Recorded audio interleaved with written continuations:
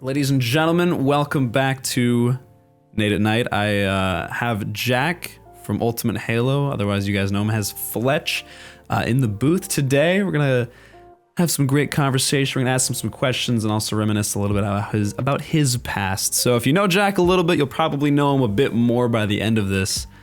But we will go ahead and get started. Jack, welcome. How you doing, dude? Hey up. I'm good. I'm just unraveling some cheese string because you said bring some food, so here I am. Yeah, absolutely, No? Absolutely. As you should. So I'm good. I'm alive. I'm on God's green earth. You know what I'm saying? Better than doing good. We're alive and well. We are feeling very, very good. Let me bring that down. Okay. All right. YouTube powerhouse, the main man behind Ultimate Halo. YouTube channel. Wasn't always that way. Wasn't always that way. Of course not. Over 100,000 subscribers on YouTube. Hey. Streaming on Twitch fairly regularly as well. Living life, happy, killing it. Absolutely. But first and foremost, as I'm sure there's probably a slew of people, you know, who probably don't know you, as there always is for anyone. Who is Fletch? How did you come up with the name? And when? Even though I know I very much well know the answer. And did you ever use any names or aliases before it for your online presence? Well, first of all, hello everybody, and thank you, Josiah, for having me on. Absolutely. It's a joy and a pleasure. So in terms of the name Fletch, the origins, are we talking? Or we talk about the origins of Ultimate Halo, or both? I guess let's go with Fletch, because I do know a lot of people that wonder. People have asked me, like, is that his name? Is that his online alias? Like, I had someone ask me the other night, they were like, where did you get Fletch from? And I was like, well, here's how. Okay, so my name is Jack Fletcher. Fletcher is one of my nicknames, and to be honest with you, it's more of a thing out of necessity growing up. So, like, let's say when I was in school, I was doing engineering. There was like a class of like 9 of us, and 5 of us were called Jack. So it's kind of like you're kind of pissing into the wind if you're going to call somebody Jack. So you may as well narrow it down to Roberts, Fletch, Bradders, Greeny, Mordy, you know, shit like that. They were Jack class. So yeah. Now there were other nicknames that are variations of Fletch that I never let stick on. And so let's say my dad was called Fleck. Or Flecky. Hate those. Hate that shit. Yeah. Call me Fleck and I'll break your legs. No, I'm joking. I'm not joking. I should remember that. Yeah. No test me, Giselle. So Fletch is just a nickname. I've always been called that. I react more to that than I do Jack. The only people who've called me Jack are, if you, Nick, Taquin, my mother, and family and girlfriends. So. Calls me Fletch. There you go. So when you were, you know, getting on the internet, etc., were there any names you used before actually, like, you know, just calling yourself Fletch, FletchUH, etc.? Yes. So one of my YouTube channels was my first ever gamer tag. I shan't repeat that. What that gamer tag is, just for fear of being found out. And the other one, see, these days, Luke the Notable is known. Sometimes some people refer to him as LTN, just for the sake of ease. I was the original LTN, and the reason for that is because that's true. Okay. One of my first channels was called Let's Talk Nostalgia. And I used to talk about nostalgic video games, but I actually just more leaned into Halo. And actually, I popped off. Like my second ever Halo video got like 19k views. I used to get like 9k views, 5k. And I was on less than 100 subscribers. I actually did better than I am doing now, view-wise, funnily enough. But Halo's not in a good spot right now. That's a different story. Yeah, but, we'll talk about that. I'm sure we will. Yeah. Oh, boy. Lordy. Wow. So, yeah. There you go. That was... and then I was going to start my own channel called Halo TV. And then Lying Time, Pixel Flare, started up Ultimate Halo, started taking auditions... And I used the graphics I made for that channel for my audition tape. That makes it sound a bit more crude than it is, but you get me. Write that down. Yeah, and that was that. The rest is history. Huh. Yeah, see, there's a good chunk of that I did not know. Lordy. Huh. Let's talk nostalgia. That reminded me of one of my friends. I did Simpsons Hit and Run. I did a Simpsons Hit and Run. I did Zelda Majora's Mask, like, retro review. And what else did I do? I also did I regret it, but I did a Minecraft versus Fortress Craft video. Oh boy. And that was in 2 parts. So, yeah. Oh, Lordy. It's funny you mentioned Minecraft. We'll actually have a little callback to that in a moment. So going from there, how long have you been on Twitch, YouTube, the internet, etc.? Mainly YouTube and Twitch, but like if you can remember the first social media that you remember signing up for and really like jumping on, what would that be? And if it was YouTube, how long do you feel like you've been doing it? Oh, good question. My first social media was Facebook. And that's like 10 plus years. Yeah, I think it's basically everybody who's more in like the early Gen Z. Yeah, I have had a Twitter a long time. I set my profile up in June 2011.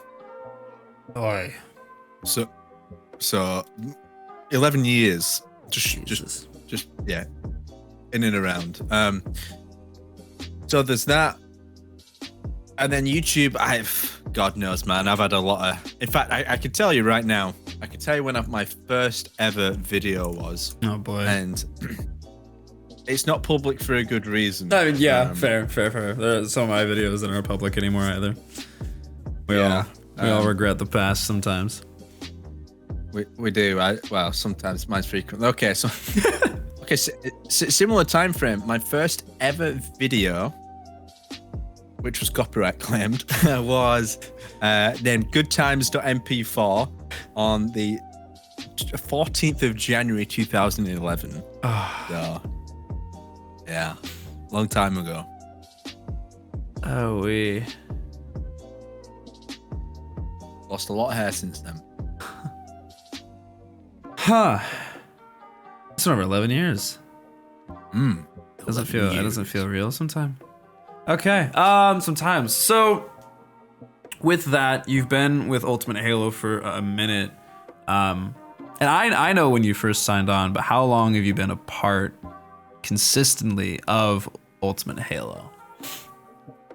My first video, if you can remember when.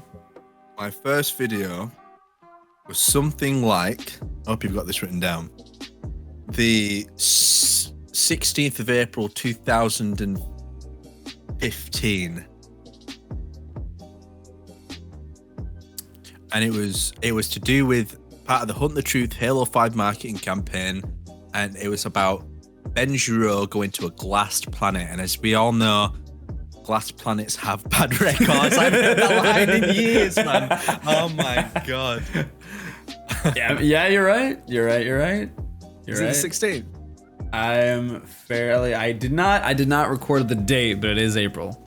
I could go back and look. That's the one thing I downloaded all this all when I was incredibly tired. So that was the one thing I did not grab the date on, which I can easily I can re-pull it up right now. Oh yeah, easily. You can easily get it. But it was in April, yeah. It was. Oh, yeah. I got to be honest with you. I'm going to tell you this straight up right now because I was going to later. It was.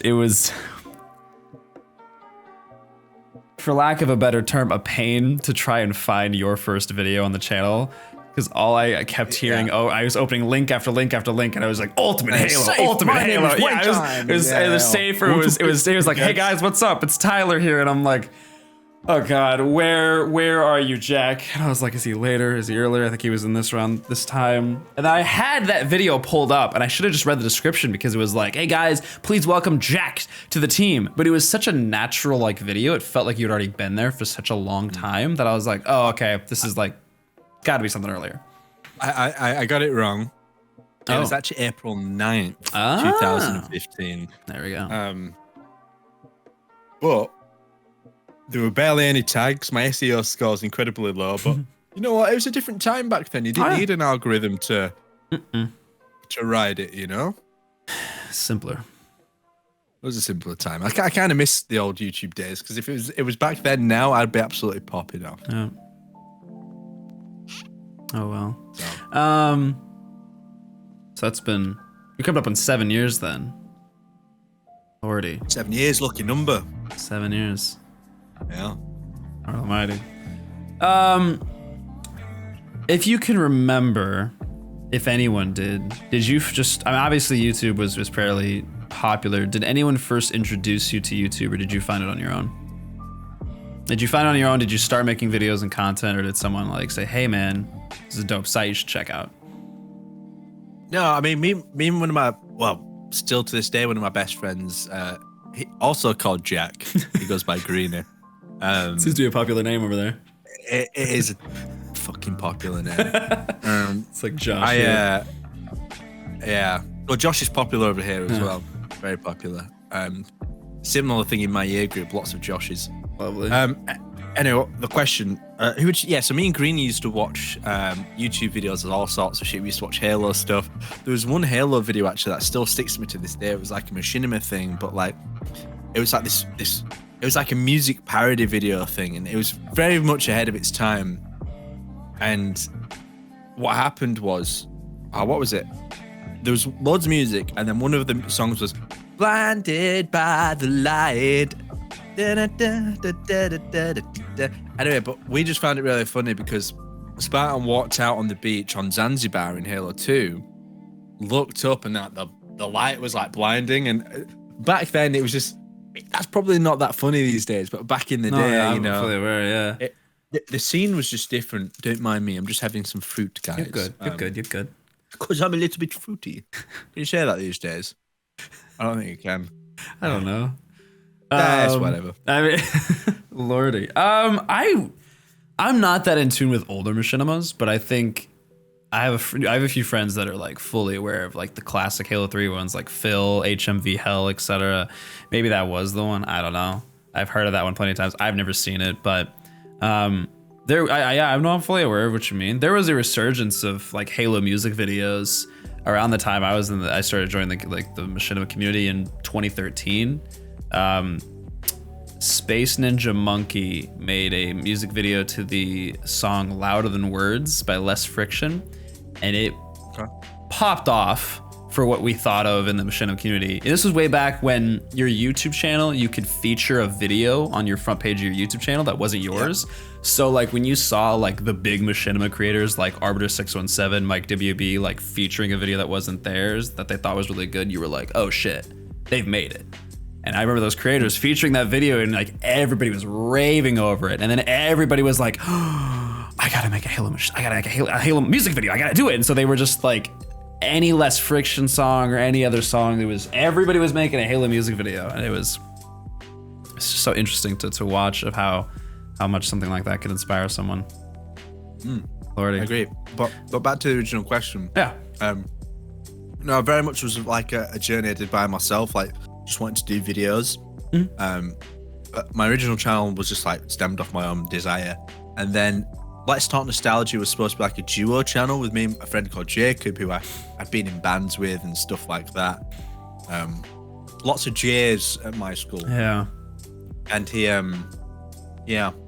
it was supposed to be a group channel. He just never made videos. Sounds familiar. Get it if you're watching. I'm joking. I love you, bro. I thought about that. So speaking of something like that, though, is there anyone who does inspire you, or anyone who has inspired you? And if you can think of the person who has the most throughout your time on the internet, if anyone, who would that be? There's multiple people that there can be, but if you can feel like there's one who you look up to and you're like, you know, that person is incredibly inspiring to me. They just have that like, yeah, okay. I don't think of that word, but yeah. Pixel Flare, well, man. I mean, not only do I owe him a great deal because he started Ultimate Halo and we all grew it together, but like, I don't want to like, and it's different these days. Like, I'm not saying we still hold this precedent, but back in the Halo MCC and Halo 5 days, like the quality of YouTube channels, it wasn't that high, you know, like there wasn't good production quality. And then Will came onto the scene. He was like, look, we're going to make this fucking project. It's going to be sick. And he was very bullish with it because he had the talent. Yeah. That didn't really exist that much back in the Halo community back then. And yeah, he basically, he upped the game, I thought. Now that game's just been elevated many a time by many different creators since, but like back then, you saw a drastic leap in the quality of people's content.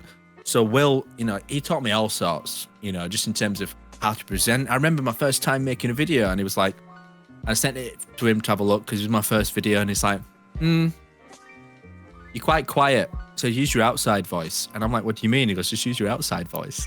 And it's just like shout a little bit. So obviously you got to project sometimes, especially to make yourself engaging. So I was like, okay, yeah, fine. So I did, and that stuck with me since. And also just in terms of his artwork, if anyone's seen my artwork, you know, you can tell there's clear inspiration from Will. Yep. And the thing is, Will, him and I are like different people in a lot of ways, but like what he does represents him so well. And I just admire that incredibly. So in terms of this scene, wants to inspire me to keep doing what I'm doing, definitely will. That's interesting. I don't know if I've ever had an answer. Someone, I guess, like that close. I think when I asked Nick, I don't actually remember.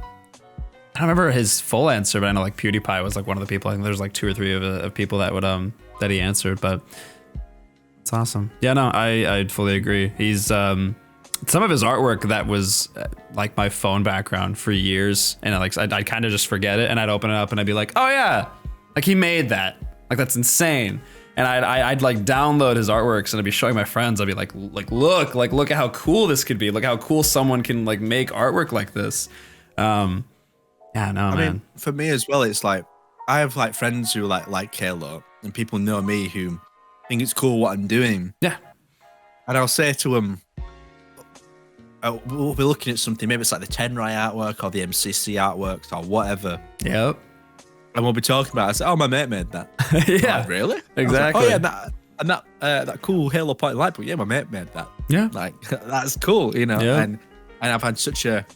We don't talk all that often these days, you know? Like, when we do talk, we get on and we have a good time. And we are talking about meeting up at some point this year, just me, Nick, Luke, and whoever else to play some... just do some LAN, you know, just chill at his house. So yeah, he's a chill guy as well. Oh, that's good. Hell yeah. Great person for how much I know him. Obviously I don't know him as much as you do, but that's awesome. I'm happy to see how far he has gone and where he is now, etc. Absolutely. Lordy. If YouTube wouldn't have worked out though, if you being Ultimate Halo, if you wouldn't have gone on, or if you wouldn't have, you know, obtained the channel and the responsibility of that, or anything else for that matter, any sort of desire you would have gone for with YouTube, do you know what you maybe would have tried for next, if anything, as like a main or like a side project / hobby / career? That's a good question. Well, no, I don't. It's just gonna be the shit, boring, straight up answer. The reason is, That's fine. like, growing up for me, I always struggled knowing what I wanted to do. And, you know, there is a saying of jack of all trades. And I am a bit like that. I'm a jack of all trades, but master of none. But what's missing sometimes off that saying is, but sometimes is better than a master of one, you know? And I think doing this is allowing me to sort of expand the different skill sets I have. I can now do Blender. Yeah. I incorporate that into my professional work, Yeah. you know, my old job. It's huge. You know, After Effects, 2D animation, just general video editing, presenting. I've done presenting in my old job for various things. So if not, I don't know. I think I would have probably been in a tough time in life trying to figure out what I was trying to do, because I've had some tough times when I was younger trying to figure that shit out. Yeah. Absolutely. But I imagine it would have been down a similar path, but it would have been a lot slower, and I probably would have gone back into education, which is something I didn't want to do. So Yeah. No, I would totally agree. I think a lot of people, especially nowadays, I think they definitely do struggle when they grow up. You know, they're thinking like it's hard to find the thing you want and what you want to do, especially if you don't have any opportunities to like really try many different avenues and aspects. And I think one of the great things about Halo is that especially back in the days, you had so many opportunities to really try a lot of things. The theater gave you the opportunity to try out machinima, film. If you were in the machinima community, you could have tried voice acting, editing. If you were part of the montage community, that's, extensive editing with After Effects and other editing programs. You could have done photography in theater. So many aspects that you could have tried in a comfortable environment to try to think, like, am I into this? Do I want to do something like this? But yeah, no, that's... Well, it's funny you say that. I was on Saturday, I was going to some drinks with some friends in town. So I got a taxi to go meet him. And the taxi driver started talking to me. It's like, so what do you do for work? I said, I make YouTube videos, I live stream. I took a sabbatical from my job to be able to do that. I said, oh, cool, what kind of YouTube? And so he started asking questions, do you make good money from it? Do you do this? Like, what do you do? What kind of videos? So I went into a bit of detail with him. It's like, well, the thing is, like, my son who's 12 really wants to set up a YouTube channel. I was like, but I don't really know if I want him to do it. It seems like a waste of time. And I pretty much said to him what you just said, but probably in stronger terms. I said, look, the amount of skills I've done, I could have spent years in education trying to learn some of the skills I know today. But at the end of the day, I've done it whilst I've been working and earning money and not getting myself into debt.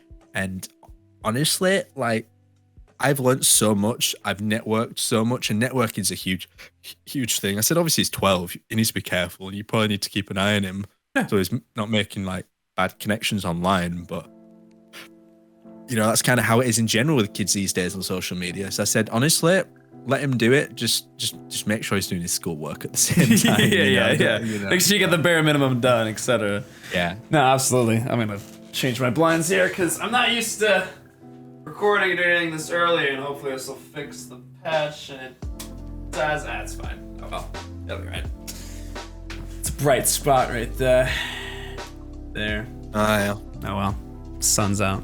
Yeah, no, absolutely. I mean, I you think about all the crappy videos you made way back in the day, and you're like, I never made a crappy video. Okay.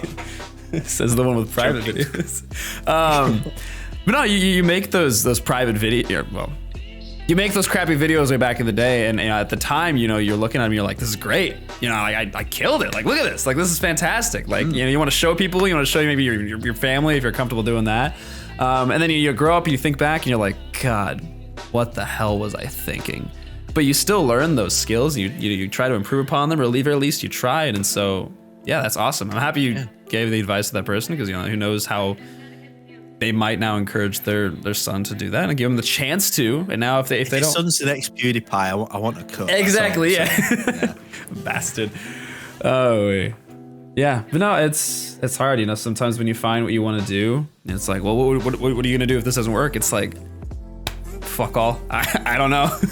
Yeah. Sometimes you don't have a plan B and just got your eggs in one basket. But my eggs are currently in one basket. But I mean, I do kind of have a backup. I just don't want to use it. No, so you don't. Exactly, you don't want it. I almost went to college to have a backup, and then a few months in, I was like, I don't want to do this. I don't want this backup. I'm only doing this because I want this secure net in case whatever I do find and go for screws up. But I don't know. I don't want to suffer just to make sure I'm gonna be okay. But yeah. So obviously, you and I are both kind of from the internet. We're birthed from Halo. That's our entire shtick. That's where we surround. That's our bread and butter. What's your favorite? What's your favorite Halo? Non-Halo video game or video games, and why? Love if you woke up one morning and you're like, you know what? I don't want to play any Halo, and someone just walked in and was just like, you get anything you want. What would it be? Yeah, I'm a huge Zelda fan. More 3D Zelda. Two of my favorite games of all time are Ocarina of Time and Majora's Mask. They are like some hot shit. Like, absolutely. it was always Ocarina of Time growing up, but when I got older, I replayed Majora's Mask because I could never complete it as a kid. Because it's quite a tough It's a big game. debate between those two. Absolutely. Well, that's it. But the thing is, as I got older and I did actually complete it, I was like, okay. I actually am more leaning towards Majora's Mask. So, excellent game. Breath of the Wild, Twilight Princess, both great games. Skyward Sword was all right. Wind Waker is probably one of the only 3D Zeldas I haven't completed. That's the only one I've completed. Yeah. Only one you have. The only one I have. When I was younger, I got stuck in the fish's belly in Ocarina of Time, and I couldn't figure out how to get out. I was too lazy to Google it. That one is a bitch, yeah. Well, there have been many times in Ocarina of Time I got stuck in the water temple with Adult Link. Because basically there's a glitch in that game, I don't know if you've heard, where it's a game breaker. Like, you run into that, it's fucked. Basically, if you use the wrong keys in the wrong order, there's not enough keys, and it was a development oversight, and basically it gets to a certain point, if you use the wrong key on the wrong door and then lock yourself out of getting another key, you just cannot progress. You've hit a hard wall. That's it. Start it over again, baby. And I've done that a couple of times. And obviously, the internet wasn't as much of a thing back in those days. I'm not that old, but, you know, not everybody used it, you know. Yeah. So, Lordy. tough one. Yeah. It's always interesting to know about stuff like that, you know, like bugs and development oversights that happen in games, and how, like, you know, later on we're at the point where those things can be patched out like that, but, you know, the Halo 2 button combos are a thing that are there forever, and they've grown to people where they're like, oh, it's a part of the game, whereas now they'd be patched out instantly. But it's interesting to see. Or like, did you ever listen to Bravo's podcast with Max Hoberman? I haven't gone through all of it yet. I am actually mentioned in it. Oh, that's awesome. Hell yeah. Yeah. I haven't been through all of it yet. Listen to it because you didn't know I was in it. Yeah. busy. But I think I'm on like episode 2 or 3. But the part where Max is talking about, I can't even remember what game it is, but the bug with the right, like the one and like the 2-click mouse, where I think he was like it was a crash that was only happening when he was alone. And when he tried to replicate it and show it to everyone else, it was like a game-breaking bug that would completely crash and like freeze the entire system, I believe. And whenever he tried to show it to other people and like replicate it, he just couldn't. And he could only do it when he was at home. And I think it was because he said he had I can't remember exactly what it was, but I think it's because he had a left and a right-click mouse. And there they were only using a mouse that only had one. Either it was that or it was vice versa. And they weren't used to that sort of thing. And I think he was like, when he was playing, he would like click both of them, and it was something that the system really couldn't register, and it would just cut it off. I probably butchered that entire story. It was been months since I listened to it, but it's just interesting to like those types of things, those types of oversights that can slip through and be there for years. Again, where, you know, you could be progressing the game and accidentally screw it for yourself. And just so you're aware, I Showplay talks about one of the scrapped maps of the game, and I made a video on it, and so did Green Skull. It mentions both Green Skull and I. It's like, shout out to Ultimate Halo and Green Skull. Links are down. You can find Google, YouTube this, and that's they awesome. make great videos running over the map. And then I saw him like a week or two later after hearing about it at Rally. So we were talking about it then. We were just at one of the parties on the Saturday night, and because the reason I knew about it, I hadn't listened to it at that point. I still haven't listened to them all yet. My brother calls me one night. I was actually on stream. I was doing my legendary playthrough on Infinite, and he goes, Bravo just mentioned you in his documentary podcast. I was like, really? And I had him on speaker, and he's like, yeah, and he told me about it. I was like, no fucking way. That's fucking awesome. Goddamn. You know, so I put the phone down, and I said to my chat, I was like, I did not stage that. That's legit. It's not staged, I promise, please. Yeah. Oh, wait. There you go. That's awesome. That's good. Yeah, no, Zelda, great game series. I think it's definitely. I mean, I guess besides Mario, I think it's more so like the Halo of, you know, the Nintendo consoles, for good reason. Yeah, I mean, Halo's my favorite franchise. Zelda has some of my favorite games. That's good. Yeah. Well, speaking of Halo, please don't.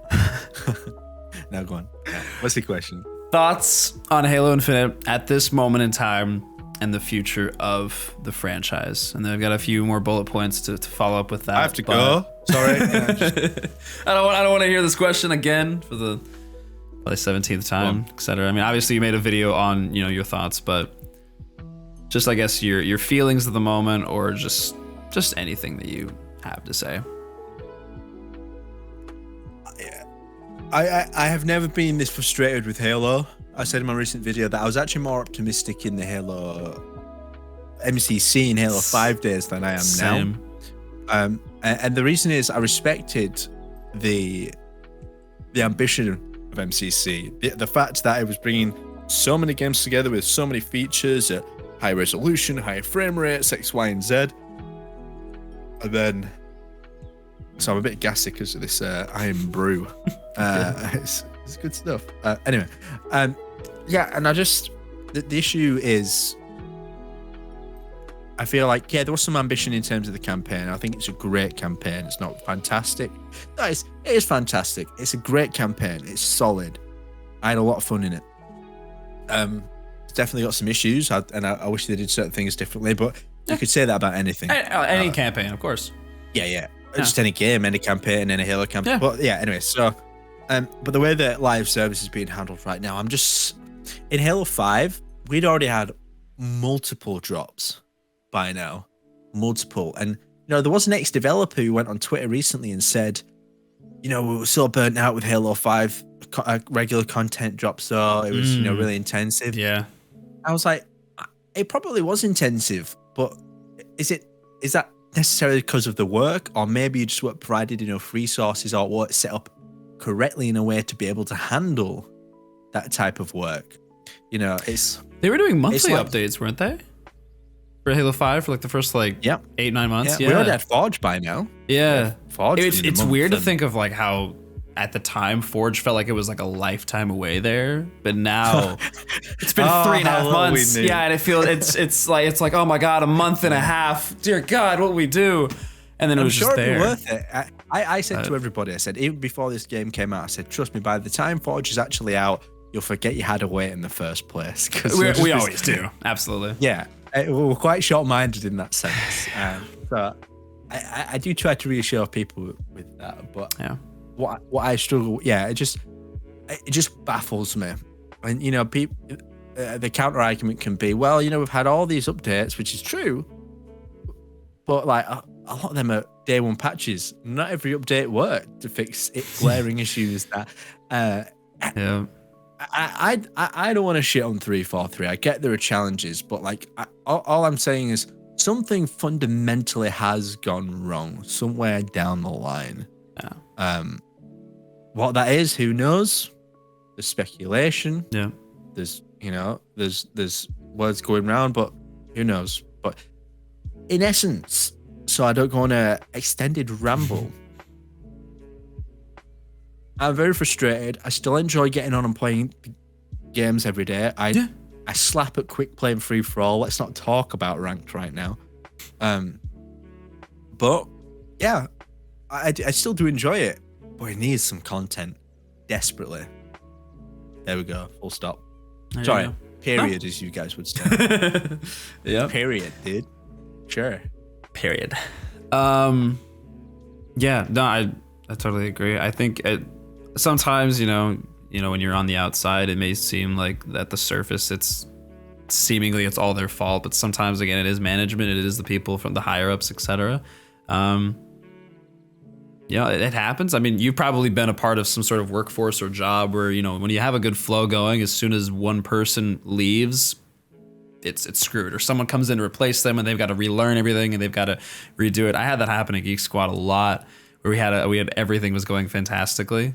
And then, our computer guy would be like sick for a week, or they would just literally be like, I got another job offer. I'm gone. And we're like, okay. And so we're like scrambling to find someone, or like someone's coming in and doing more work and they don't know their workflows. They don't know anything of that. It's hard. So who knows, it could be Microsoft to blame. It could be poor management. It could be plenty of things, but we'll never know. It's not like they're going to come out and say that. I just want to say quickly, just to step back a minute. Speak of the devil, he will arrive. Bravo just liked the tweet where YouTube Gaming tagged me in Experience on the video I made. So how serendipitous, right? It all links together. Anyway, sorry. What were we just talking about? 343 and their the completely garbage game. Yeah. Oh yeah. Yeah. It's frustrating. Yeah.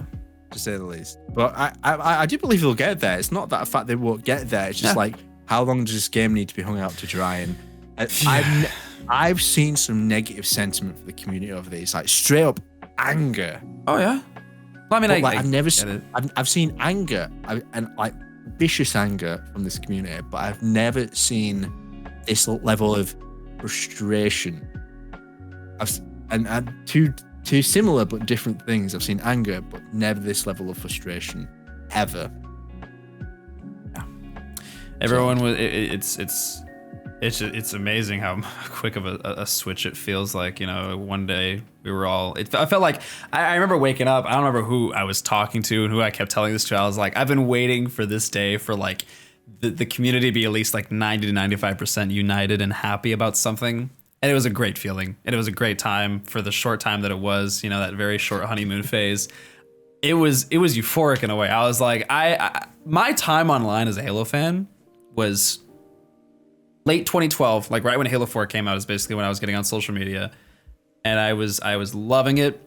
And then from there to here, it's been constantly like, you can't like the game you love. You can't like this next one because of XYZ. And MCC was going to be great, but now it's not. It's just been quote unquote failure after failure.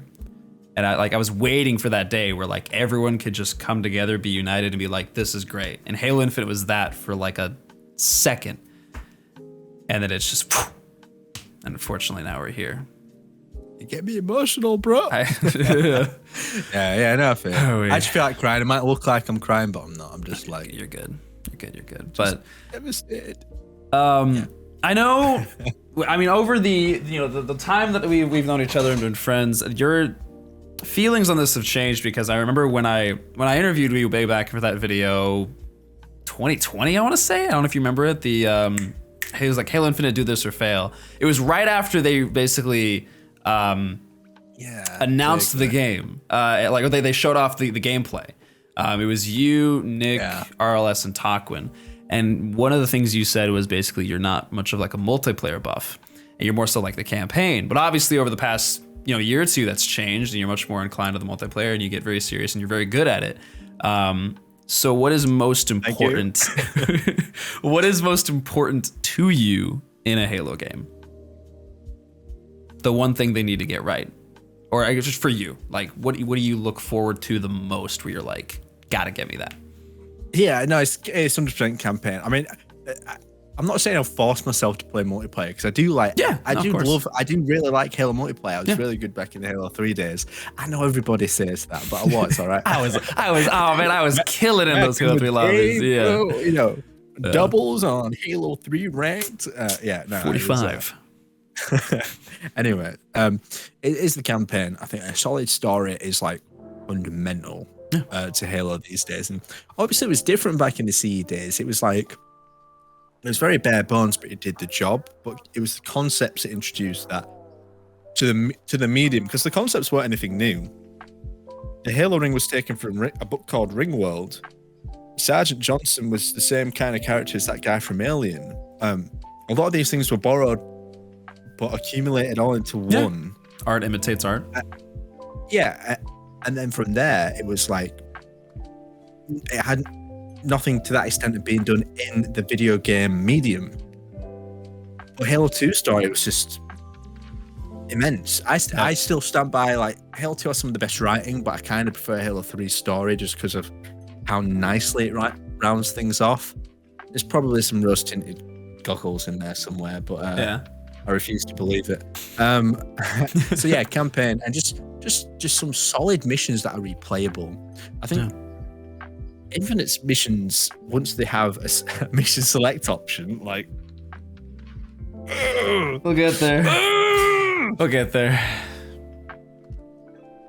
And once they have a mission select option, I don't think they're going to be that replayable, most of them. Most of them are Forerunner corridors. They look beautiful. But, like, how are you ever going to beat 2 fucking scorpions dropping down from the sky and taking out both those motherfuckers? You've seen that clip where I destroy one, land on it with a chopper, destroy it, jump down. I think I've got nowhere to go. Ghost comes up behind me. I jump on it instinctively. That was some of the biggest dick energy I've ever experienced in my life. And then, but there's none of that in Infinite. There's no true sandbox moments to that extent. Yeah. Now, don't get me wrong. I love the outposts, the bases, a lot of the aesthetic. I just feel like the sandbox they have created, gunplay-wise, goes massively underutilized. I think the main thing is the past Halo games crafted those moments for you, and I feel like in Infinite you have to craft them for yourself to a degree.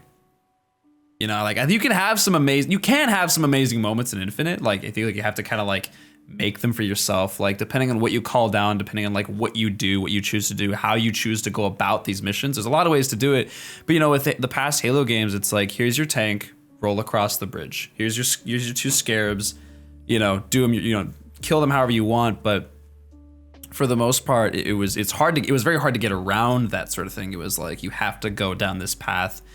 There's not a whole lot of ways you can change that. I'm only gonna half agree with you. Okay. And actually, and the only thing is, and this is something I'm working on, is the grapple shot.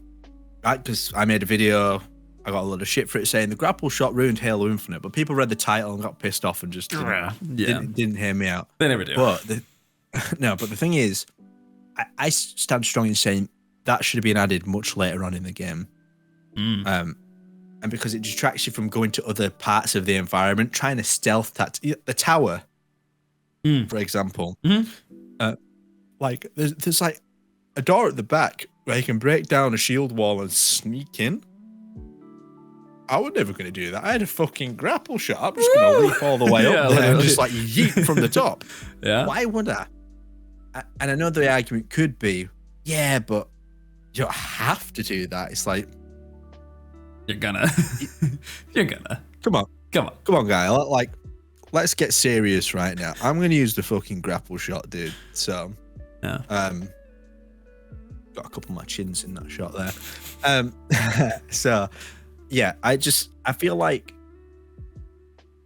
it is an overpowering tool in the sandbox, and it negates the other tools and assets you have at your disposal. How many times you use the drop shield or the threat sensor, other than a time where a boss made you have to use it? You didn't. Thank you, Josiah. Right, next question. Thank you. Yeah, you're welcome. Video coming soon. Ultimate Halo.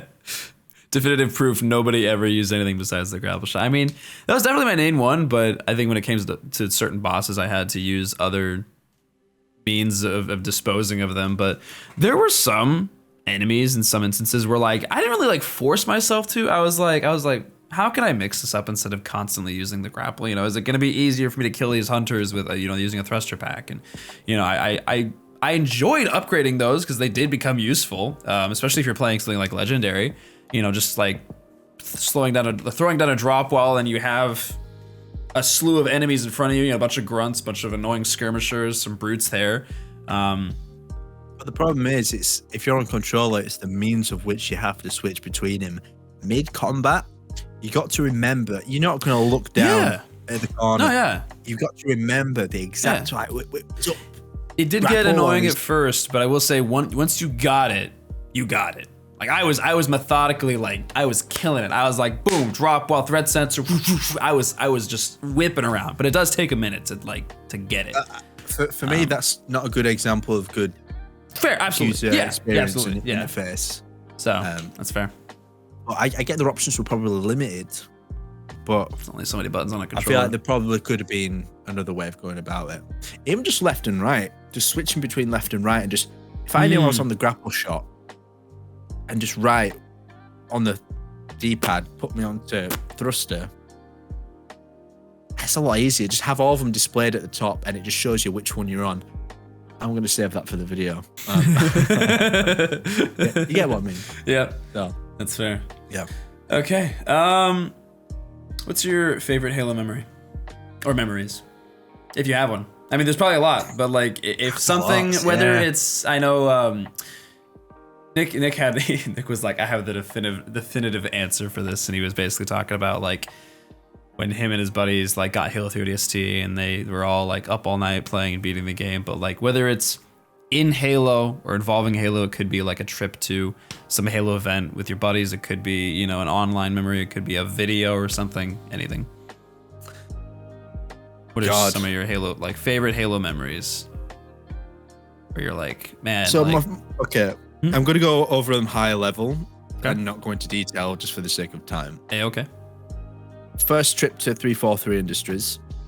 In fact, no, every trip to 343 Industries, I've been 3 times, and every time it's just been like, you know, and it still doesn't feel real. And you get to see the passion these guys do have. And like, and I always say to people, if you could just speak to someone at 343 and understand how much they love Halo, you'd get it. Also, so there's those trips. Obviously, just meeting all the Halo buddies as well. Like, I just never get sold. I miss them constantly. Except for you. Don't like you. I'm joking. Don't like you. I love you. And then, other favorite Halo memories. I would say I have a very specific memory of growing up where my brother and his girlfriend at the time had a 360 set up in the other room. I was on the original Xbox, and you could system link between 360 and original Xbox. Oh, yeah, no, I don't think a lot of people know that these days. And we were on Halo 2, and it was them two against me on Blood Gulch. And I just remember having active camouflage on in the middle of the map. They were driving past, and I jumped into the passenger seat, and all I heard from the other room was his girlfriend scream. And like that just stuck with me. It's like one of those just naturally pure Halo moments that not many other games can replicate. And then what else do I have, man? HCS Rally was an amazing time. I'm sure it was for you because you got to spend plenty of time with me. And, absolutely, of course. Best weekend of my life. Yeah. They're the main ones. Every launch has been pretty cool. I've got a story for every single launch. Most launches. Yeah. Not all of them good. Some of them are like my brother fucking around with me and like saying, "Sorry, dude. Like, you go pick up my pre-order after work." Oh, bro, that would ruin me. It's like, sorry, bro. Like, they're out. Your limited edition, they're all out, and we're all out of games now. I'm like, no, Mark, you don't fucking understand. This is Halo Reach, dude.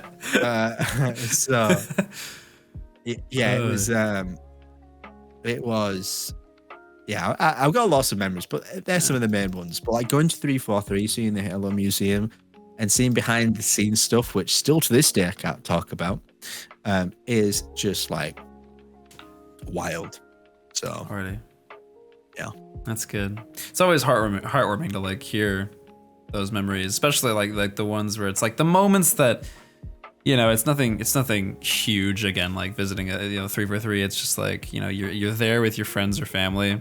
You just have that moment, and you get to hold on to that. I love that. So you play music, and you release music. I do. What got you into that? What got you into recording, mixing, releasing music, etc.? Yeah, good question. I know that's definitely something a lot of people that know you don't know that about you. I think it depends if you knew me from school or growing up. Yeah, of course. I think like it's like Ultimate Halo. They're like, yeah, that Jack. Oh, he plays music. Interesting. Yeah, there we go. It's one of my guitars, one of many.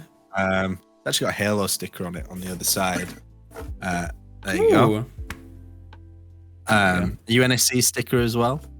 Yeah. So, when I was younger, I've always been quite big into music. You know, I listened to a lot of punk and pop rock growing up. Still do now. And what happened was, my older brother Jonathan, he plays guitar. He's actually in a synthwave band. at the minute called Coastal. Go check them out. And excuse me, this Iron Brew is very gassy. I love how you said, "Oh, bring some food. We'll be eating and chilling on stream," and you haven't eaten a damn thing. So we took a minute to start, so I ate all my oatmeal. So I was like this time, and we started an hour later. Yeah, well, I've been rushing, but yeah, no. Sorry. So, what would you say? Oh, music. So yeah, basically, when I used to go out, I used to learn. I used to pick up his guitar and like just teach myself. I'm self-taught singing guitar. Oh wow. A little bit of piano, but the problem was I'm left-handed and my brother was right-handed. Oh, Is still alive. He is right-handed. So I had to force myself to play guitar right-handed. So I'd hold it like this, left-handed. It's mirroring it on stream, but you get it. I had to play it right-handed like that. Well, that's left-handed, so I had to do it the other way. So that took a bit of mental forcing, but I got there with it. And yeah, so I write stuff about how I feel,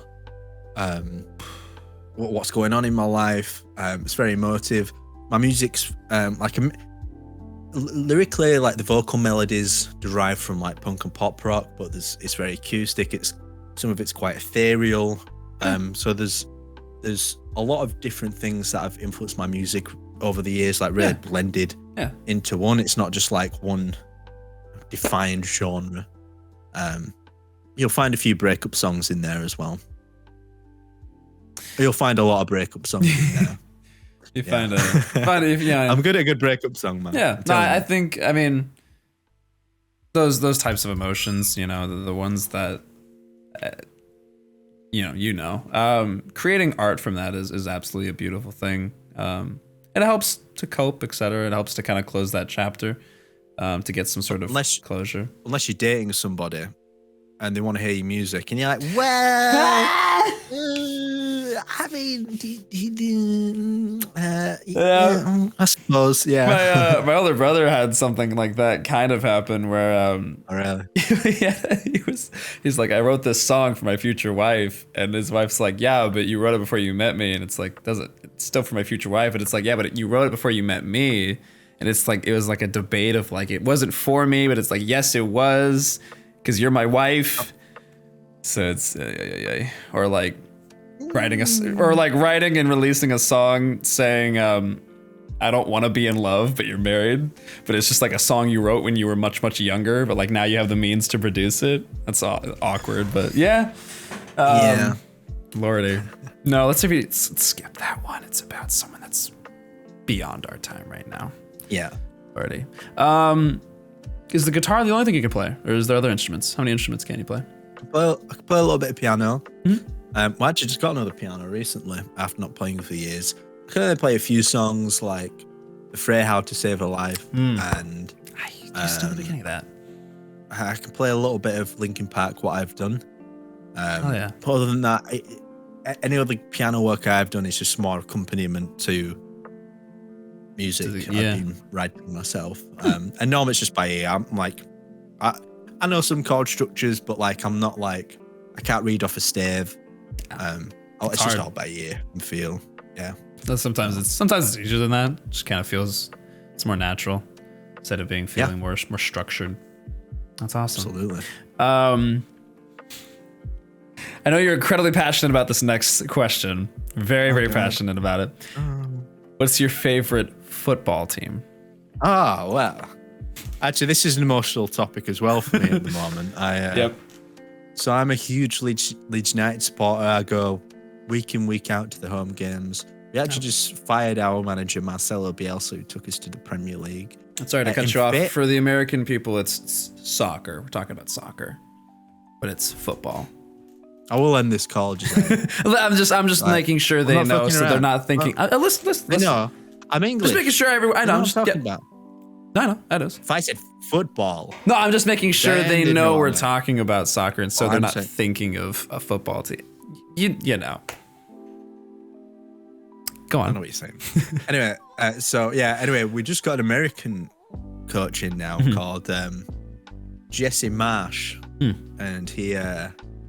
But everyone's kind of taking the mick a little bit, saying it's like Ted Lasso, and Ted Lasso's like a bit of a comedy sketch show about an American football, like actual American football coach who came to coach an English football team, and he was just clueless kind of thing. And it was like it was a comedy, but there's been a lot of parallels to that, which he's addressed in his first press. Lovely. But anyway, yeah, I'm a big Leeds fan. I go with my dad and my brother and my best friend a lot. So yeah, huge into that. What do you love most about the sport?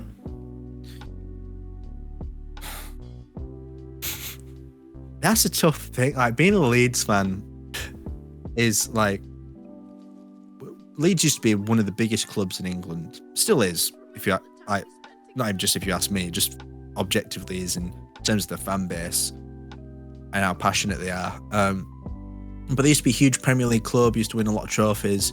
Then everything went into shit. Financially went shit, went to administration, and then we got relegated 2 leagues down. And the leagues work very differently in the UK than they do in the US.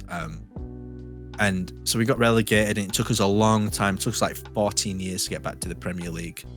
And yeah, you know what? It's the passion of the fans, the atmosphere. It's unparalleled. If anyone wants to know what it's like, go to Amazon Prime Video, and there's a documentary series, 2 seasons now of Leeds. I can't remember what it's called now. Type in Leeds United, you'll find it. It was very good. It's actually narrated by Russell Crowe, and he's a big Leeds fan as well. So The more you know. yeah, the more you know. But yeah, just the passion, and it's slightly stressful being a Leeds fan, but I wouldn't have it any other way. You know, it's part of the experience. So that's good.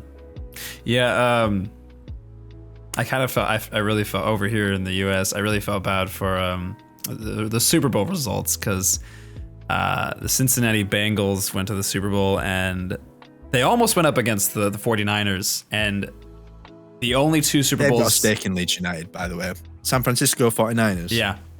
They've got. They actually own part of Leeds United now.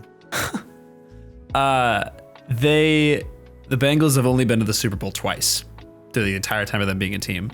And both times was against the 49ers, and both times they lost. So it almost happened where they went up against them a 3rd time, but barely the 49ers lost. But they still went there, and they still barely lost. And it's just frustrating to think of like someone growing up in Cincinnati being like 60 or 70 some, watching the Bengals go to the Super Bowl for your 3rd time in your life and then losing again. I think they hadn't been either. I think, yeah, it had been like 30 years since they had been there, and they lost. It's kind of similar how it feels to be a Leeds fan. It's getting so close so many times and fucking it up. But then we finally did it, and then it felt great. It felt fucking great. Euphoric. Okay, I'm gonna talk. Get a little more personal. I've got some old throwback stuff, or at least what was still public at the time. I'm gonna take a look at some of your first Instagram photos. Oh dear. And we're gonna. God, I actually got rid of all the ones from my ex-girlfriend ages ago. Thank God. Completely okay. Yeah, I think your first tweet may have had to do with her, so I skipped over that. Maybe. So I was just like, first tweet. I don't know what my first tweet is. Holy hell. You were going to Denmark, I think. Yeah, that was next. She was dead. Yeah, I was like, I'm gonna just screenshot up this one. Yeah. But we have this one. This is your first Instagram post. Very first one. So some of my one of my old houses, the fireplace, and bottom right are some dog toys, and you know how we talked about people being called Jack. No. I have a Jack Russell that's also called Jack. God damn it. Wasn't my idea. It's named after me. But that was 2 houses ago. I moved a couple of times since then. Gotcha. Okay. Little cottage. So that was February 15th, 2012. That's when that was posted. Yeah. This next one, assuming it goes on its own. No, it's not. I have to click into it. This next one is September 29th, 2013. It is your first selfie on Instagram. Haha. Yeah, I lost a bit of hair since then. Well, that has been almost 11 years. I don't know why I took that photo. I You think it's said like on something- a Saturday morning. Yeah, you said something about getting out of bed and not wanting to or something. But Sounds about right still to this day. So- But, September 29th, 2013. How old were you then? I was 14. I was like freshly 14. 29th, I think I was just before I turned 2014. 13. 2013. 13. September 29th. I would have just been turning 17 a month later. There you go. Yeah, something like that. Lordy. I've had a few evolutions over the years. That was probably like my fifth form. Yeah, I mean, this is like the typical Instagram filter that a lot of people used way back in the day. Yeah. So we had that one, and then we have this one. This was, like you mentioned before, this is one of your first, I think it's your first trip to 343. That is the first trip. Yeah. September 7th, 2017. Each trip got smaller in terms of the amount of numbers allowed in as well. See Hidden Experience, Nick. Yep. Green Nick's back Skull, there. Luke, you, Kenny. Front left is James Minolta. I think he's one of the lead producers on Infinite, actually. But I speak to him on Facebook every now and again. Nice guy. Oh yeah. Loves he's enthusiastic about watches. Here's Sam. There's DJ a bit to the left, I think. There's Kenny Sticky Boy, yeah, there's Minolta, DJ. Halo Collector. Where is Green Skull? Sketch. Dan. Is that Tarquin way back there? Or am I tripping? Yeah, Yeah. that's the Reachway behind him. I think Halo Cannon's in front of him. I can't see, it's a bit pixelated on my screen. You say that's the Reachway behind him? Sorry, Late Night Gaming. Yeah, I was like, that is Tarquin. Yeah, LNG. Yeah. Yep, and there's I was very hungover that day. Me and Luke me and Hidden Experience talk about the day a lot. We were so fucking hungover. And I'm like, with like Unicheck offering me shots. And like, your shots over there, like double hour shots. Yep. That's 25 centiliters, is it? Milliliters? And over there it's 50. Yeah. I told people that a lot. I told people that a lot because you were the first person to ever tell me that. And I was like, oh, that's really interesting that you guys' shots are half that. Yeah, and I said to John, so that's not a fucking shot, that's suicide, mate. You try. I needed straight vodka, and I was just like, oh my god, I nearly threw up. I wanted to throw up all over him.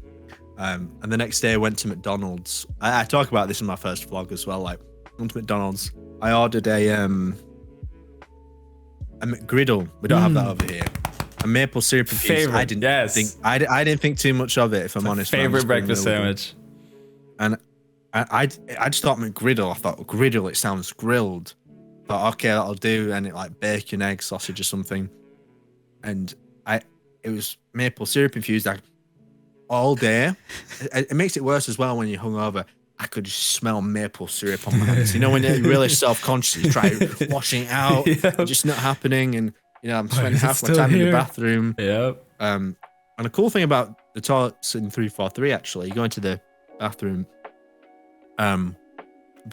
it plays Halo music in the speakers in the bathroom. So when you're having a piss, and you feel like such a badass. It's like the most that's Halo experience. Yeah, such an interesting idea. Okay. So this next one was microtransactions pay for. Speakers in the toilet. yeah, the Halo music in the bathroom. This one was November 25th, 2017. And there wasn't much to really go off of. Can you explain this? No, I can't remember which night. The thing is, like, all these Seattle trips are always like so like alcohol heavy as well, like especially the 2019 trip. But that we were in Kenny were driving us I feel like we were coming back from the Seattle Museum of Flight in that one.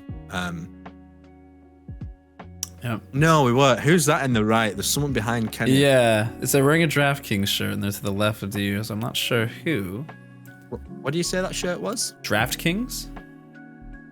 I can't remember. So they cannot remember. Yeah, I'm not sure who it is, but Kenny. you, Tarquin, Nick. Is there someone sitting to the other side? Is that why Tarquin is? No, I just think Tarquin's being weird. just being Tarquin. Yeah.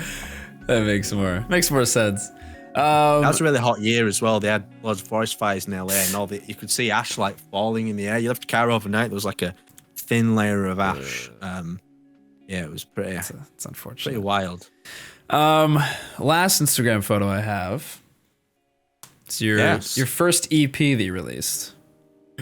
Probably have it on a canvas. I moved it. It's where my YouTube plaque is right now. It used to be. Huh? And you can see on display in some of my previous videos. But I got it printed on canvas. Oh, that's awesome. And I thought that was the vinyl, but I guess I didn't look hard enough. Yeah. No. You're right. I only published it online because I release it all for free. I don't charge people for it. My philosophy has always been I wouldn't charge people. What was my saying? I wouldn't charge people money for something I wouldn't be willing to pay for. You know, like, because if you don't know who the hell someone is, why would you want to buy it? You know, you'd want to hear it first. And cool fact about that EP cover. Can you guess who made it? Was it Will? It was Will. Oh my God. I basically came to him one day. I was like, "Yo, dude, I want, can I commission you for an EP cover?" And it was like, "Yeah, what are you thinking?" I was like, "Well, the album's called Love and Machines." I was like, "What are you thinking?" I said, "Well, I've got a couple of ideas, but you know, if you've got any suggestions yourself." It says, "I actually have a robot that I made. Let me show you." He gets the robot. I was like, "Perfect. Can you put him on a planet somewhere with space in the background?" Dude's like, "Yeah, hell yeah." Dude. So it's fucking awesome. That was that. Love and Machines. I like that album name as well. Yeah. First EP was So This Is Growing Up. That was years ago. Second was Love and Machines, and the one currently in progress is called Forgiving Who I Was Before. Yeah. Huh. I would have never thought that. I did have that question a lot. I was like, man, who made this? Because obviously there wouldn't be like some random image you found online. You know, would be issue upon issue you'd find there. But I never would have thought that would have been Will. That's awesome. The more you know. The more you know. Oh, wait. Okay. So that does it for Instagram. We're gonna move on to tweets. This is your your first tweet. This is on May 20th, 2014. Seems like you I didn't use Twitter for years when I opened it. I didn't really get it, and then I started to use it. This is at 1:59 p.m. May 20th, 2014. So it's almost 8 years old. All right. Sounds about right. I still do to a degree, but my metabolism was just like fast as hell. Yeah, I could just. Lordy. I mean, now I put on weight because I'm getting older, but back then I was like so skinny, and just so not that interesting. There's no backstory to that. Yeah, that's I feel like everyone's tweeted something like that basically at some point. Lordy. Moving on from that. Second here. There we go. Close that. This not to bring up super bad memories, but this was a close one. This is July 27th, 2015 at 5:17 a.m. I'm assuming my time. So it's probably around 11 o'clock yours.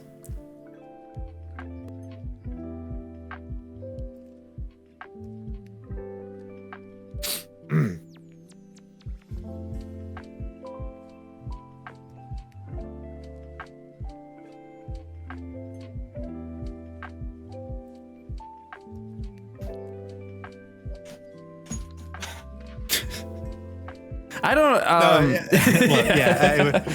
It's a long story. We're all cool now. Fair.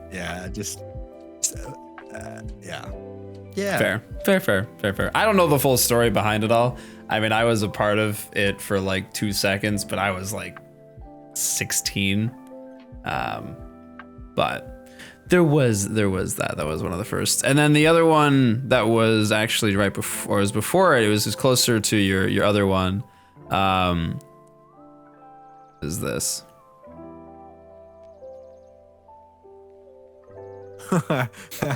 Yeah, and actually, it's funny. I was looking at sale charts for games this past year and this past month or two as well. Yeah. And Minecraft on Nintendo Switch is up there in the top 10. So that is some foreshadowing right there. Yeah. And 8 years later. and hell, I tweeted that about Skyrim and retweeted it today.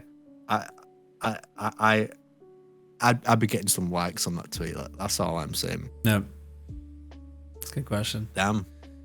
Hey, but when did Microsoft buy Mojang? That was. I feel like it was after that, you know. It was a little bit after that. I feel like it was 15, 16. Yeah. They bought. Good foreshadowing. Good foreshadowing. Okay. We're going to take a look. It was September 2014. Oh. They bought it. That was literally like months four months before. It was before. Yeah. Before? Or your tweet was before. All right. There we go. Okay. So I've had to hear this intro God knows how many times with trying to find this video. I've got 2 of them, but this is your first Ultimate Halo video. Again, where it felt natural enough to where like I didn't even know it was your first one at first. I was like, okay, this is still clearly one that like has happened. He's already been on the team for a while, but the description mentioned it's been your first one. But assuming this isn't too loud. Pretty much nothing confirmed. Ultimate Halo.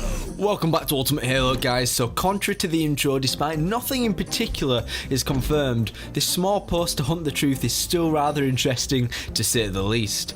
Here on the screen we can see a picture of what is the aftermath of a glassing on a human colony. What human colony it is still remains unknown, but for confirmed shit, you know you're in the right place.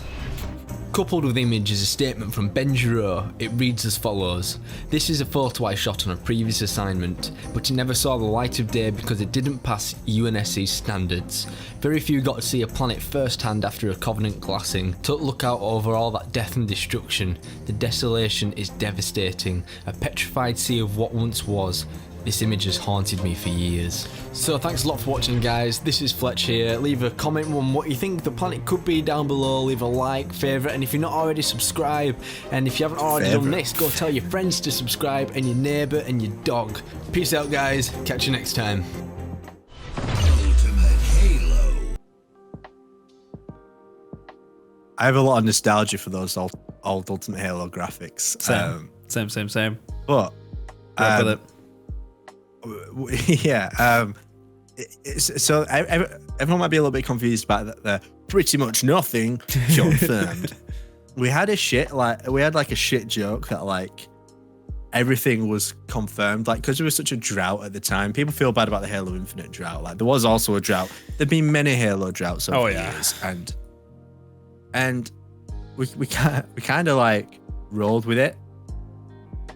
And Will made this really funny video about like something being confirmed in Halo 5, and he went to Microsoft Paint and just painted something, and I can't remember what it was. But yeah, so if there's a littlest thing, we'd like blow it up like just intentionally as a joke and say this big thing. It wasn't like clickbait; we just do it in the videos. But yeah, they were interesting times. Oh, yeah. Kind of miss those old days.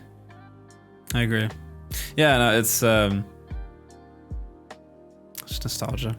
When I was first hearing like the Ultimate Halo intro and outro, I was like, how the fuck did they get Jeff Steitzer to voice that? I was like, where is he? How is he? How much did it cost? Like that blew my mind. I thought it was the coolest fucking thing for such a long time. Well, the thing is as well, couple of things on that. I mean, I've been asked that so many times over the years, like, how do you get Jeff Steitzer to do those lines? And it was like, oh, just Will interviewed him years ago and asking me if he could do the lines. These days, it's just like everyone's doing it. It's like, oh yeah, I just paid for him on Cameo. Yep. We didn't pay a penny. But to add to that, back then he did it on his iPad, and Will had to EQ the fuck out of it just to make it sound, okay. I can So he did a lot of work to make it sound studio quality.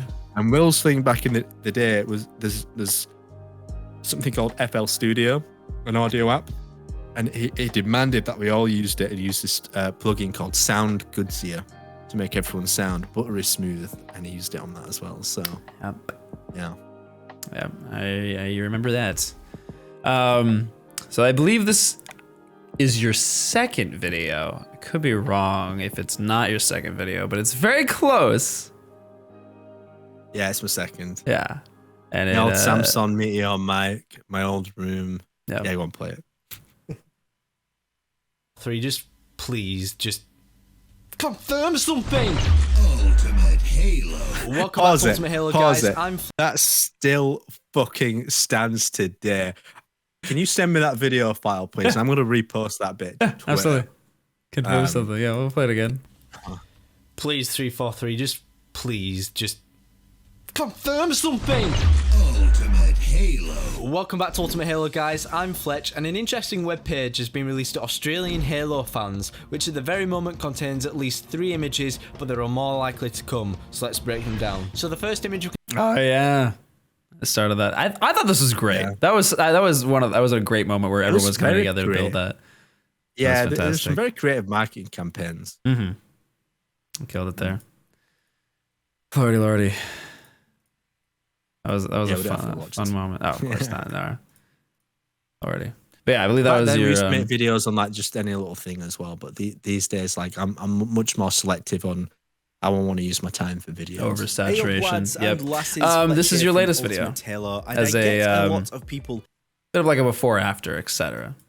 Hey up lads and lasses, Fletch here from Ultimate Halo, and I get a lot of people have been feeling a bit down in the dumps about Halo Infinite lately, and truth be told, despite how much I do enjoy just getting on each day and enjoying a few games, there is still a lot of content missing, and it feels like we're quite in the dark in terms of where the game is going next. So recently I did something special, and something I never thought I would do when Halo Infinite came out, but I booted up Halo 5 Forge with some friends on PC, and I have had the most fun I have had in Halo for years, and I'm literally not joking. So look, I suppose my message of this video is don't lose hope just yet. We will get these features we've been hoping for eventually down the line that should have been released at launch ideally, and Infinite will be an absurd amount of fun which you are going to see. So join me as we venture down memory lane and see how fun Infinite will be, and make sure you follow my Twitch. Myself and Leoric have agreed we're going to do some Halo 5 custom games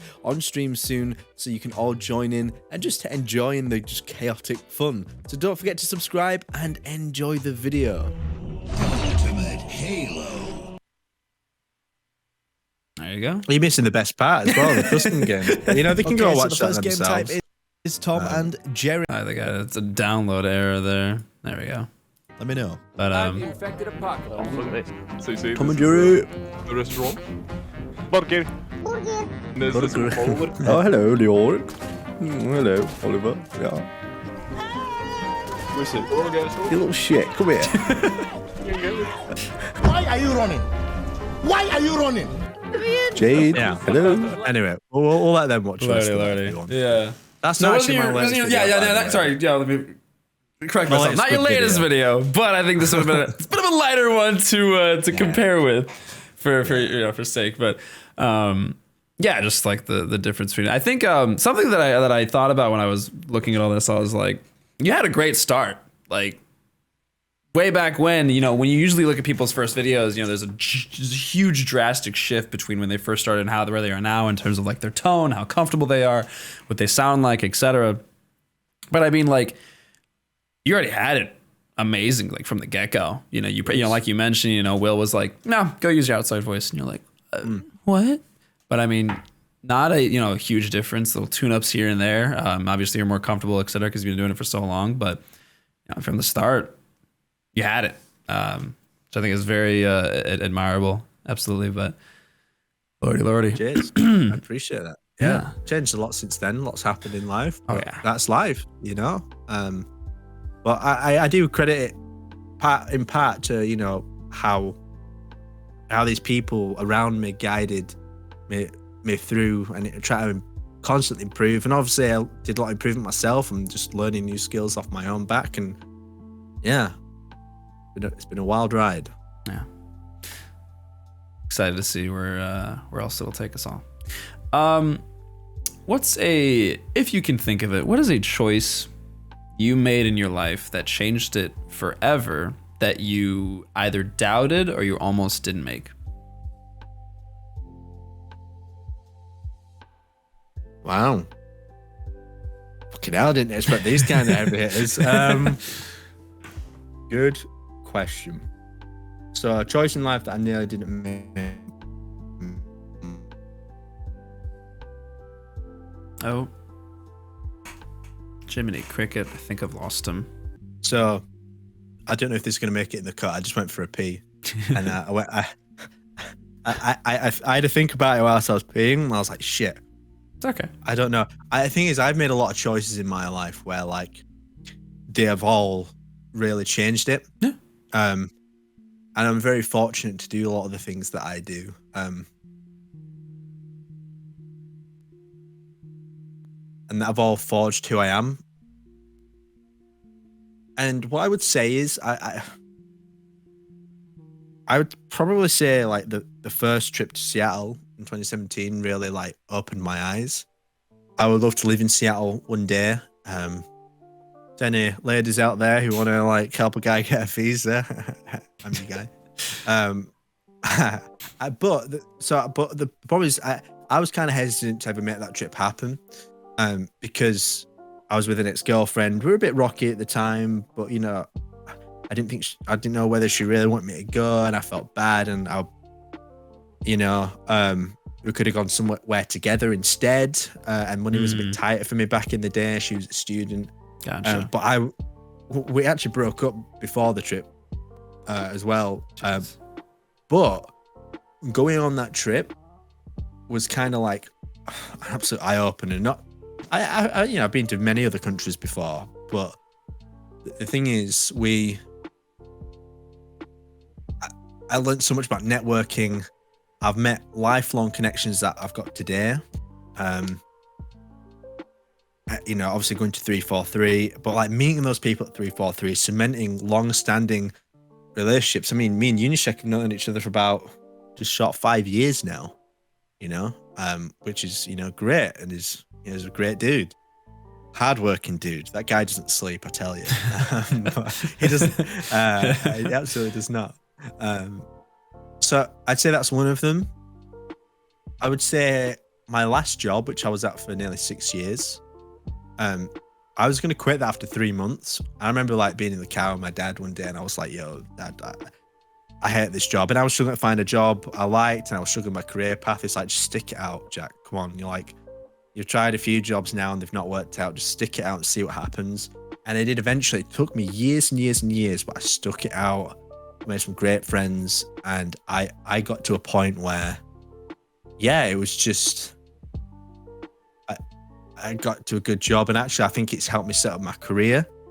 And even if I do go back, it's not the end of the world. So there's been a lot of different things, man. It's a big question. Absolutely. And if I think of any better examples, I'll tell you off stream. Yeah, no, it's definitely a heavy hitter, and especially it's just one of those questions where, like, if you're not actively thinking about those sort of things all the time, it's hard to pull that up. Sometimes you can be sitting there and you're like, oh yeah, my favorite TV shows are this, and this. And then when someone asks you the question, you're like, this one and this one, and then there's like one that you've maybe seen 3-4 times through that you don't even think of, So, yeah, completely all right. If you can't think of that question, there's sometimes I've been in an interview and they've asked me a question, I've sat there for a minute or two in silence, still trying to think of an answer, but appreciate that. Last question. I asked this to everybody. Regardless of who they are, etc. If you could travel back to a specific moment in your life, just to re-experience it, none of your actions would change the outcome. You'd simply just have the chance to be there and to, relish in the feelings it gave you and just re-experience it all. When would it be? Or what would it be? That's an excellent question. Many of them. I have a lot of them. Yeah. Many I'd like to change as well, but obviously that's not the question. So, yeah, okay. So, which year was it? Was it 2018 or 2019 trip? 2019 trip to Seattle. We stayed in an Airbnb that wasn't far from the Space Needle. And fitness-wise, I was doing okay back in those days. And what happened was I got up at we went out to a party the night before, and I woke up at 5 a.m. Obviously, body clocks all over the place, and I went for a run. And I went up to a place called Kerry Park in Seattle, and if you look at any picture of Seattle, the famous skyline, they're all taken from Kerry Park. So I went on a steep run. I was fucked. But I remember just sitting out and watching the view, and just thinking, one day I want to make this place my home, and it just felt so unbelievable that I was there again, and I missed the place dearly, very dearly. I mean, me and Nick and Tack, they always tease me oh, you talk about Seattle so much, haha, but I left a bit of my heart back there, man. And there've been a couple of the times at Seattle as well where I've just looked out at the Olympic Mountains or Mount Rainier, and just saw its beauty and thought, man, what an amazing place. So yeah, there's some memories I cherish a lot. That's good. No, it's amazing how much you can cherish a place, especially. I mean, I've never even been out of the country, so I've never been to other places and be able to experience that. But I can't imagine what that feeling must be like to have a place so far away feel like, I kind of feel like home in a way, and you want to. Yeah, and to be honest, I actually have one more. Yeah, it's a very vague memory, but I remember being a kid, probably was 8 years old. Okay, and it was a Saturday morning. Me and my brothers got up and watched a bit of Dragon Ball Z. We're just chilling out. And it got to about 9 a.m. and we said, right, let's go outside. And I remember just stepping foot outside, just in a t-shirt. The temperature was perfect. There was a briskness in the air, but it was still warm. It was comfortable. We went out and we played for a little while. And I don't have too many memories about that day, but I remember so vividly stepping outside, and it makes me a bit nostalgic for just being a kid and having no worries. Yeah. And also, last one, I promise. You're good. They're all coming to me now. You're good. My first ever gig, the first ever show I did in a band. Oh. I'll show you that gig off stream sometime. Right. That's not going on stream. No, it wasn't that. It wasn't even that bad. But I remember that was the moment for me where I was still fairly newish to guitar at the time. I was decent enough. I was I was good enough to be in a band, but it's my first ever experience singing. And I remember it was a band competition, and there was apparently some fierce competition from this other band, and people well, you're up against it here. It wasn't a competition somebody won, but there was a bit of rivalry going on. Gotcha. The Who could play process better? of setting it up. Yeah. And we're all about the same age. It wasn't a school thing, but it was organised through a group in the school, and it was a venue outside on a weekend. And this band from another school, they played before us, I think it was, and I was a bit huh. and our drummer goes, guys, we've got these in the bag. So so bad. I was I still wasn't sure. We got up and we killed it. Nobody done it for any of the other bands, but the whole crowd got up for us. That's fucking awesome. And jumping in front of the stage, and we played some great songs, and and just that feeling. I want to get up. We only had 3 songs. And I want to get up and play more. And that from that point onwards, it was just I loved performing on stage. There was no better feeling. So that is one of them as well. That's awesome. What about you, Josiah? I mean, good question. When you met me? Yeah, absolutely. I'd love to re-experience that. Yeah. Don't retell that story. Coward. don't know. I don't really have an answer ready because I'm not really. No one really asks me the questions I ask them back. But I'm sure you can tell your subscribers on another day. Then, yeah? How about I host it one day? yeah, You got a fly on your shoulder there. Josh just walked in to drop something off. I thought he was going to try and talk to me, but there are plenty. I'll have to think about that, and I'll get back to you sometime. But Cool. that's good. I love hearing people's memories like that. Everyone's had a really, really, really fun, unique answer, and it just kind of, I don't know. It humanizes them much more because I feel like when it comes to content creators and people that you look up to, I feel like there's only so many moments you get to really like feel like you kind of quote unquote know them, there's you don't like to have that moment where you get to really just talk to them, and